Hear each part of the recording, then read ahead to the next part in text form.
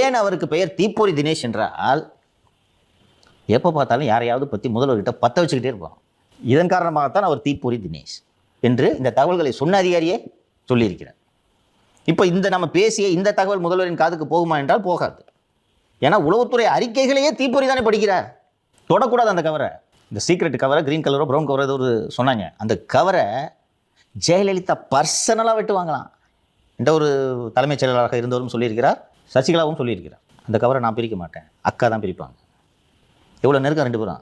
Open பண்ண கூட கொடுக்க மாட்டாங்களாம். சொல்லலாம் அதை திறந்து கூட நான் வெட்டிக்கிறேன். பக்கத்தில் ஒரு சிஸ்டர் வச்சுருப்பாங்களா. அதோட முக்கியத்துவம் தெரிஞ்சிருக்கு. சசிகலா அவர்களை பற்றியே வரும்னு சொல்லிட்டுலாம் வந்திருக்கு. வந்ததுனால தான் வீட்டு விட்டு அனுப்புனது. டிசம்பர் 2011 அவர்களை பற்றியே வந்து அதை படித்ததுனால தான் வெளியே அனுப்பப்பட்டார்கள் ஒட்டுமொத்த பேரும். உண்மையிலே இதை நகைச்சுவை நான் சொல்லிட்டேன். எவ்வளோ வேதனையாக இருக்குது தெரியுமா? லஞ்ச ஒழிப்புத்துறையே எடுத்துக்கேன். ஒரு ஜாயிண்ட் டைரக்டர் எக்ஸசைஸ் பண்ணுற அதிகாரத்தை ஒரு கேம்ப்ல இருக்க எக்ஸசைஸ் பண்ணான்னா விளங்குமாயா? அது ஒரு சின்ன ஆபீஸு. இது ஒரு நாடு, 8 கோடி ஜனம்.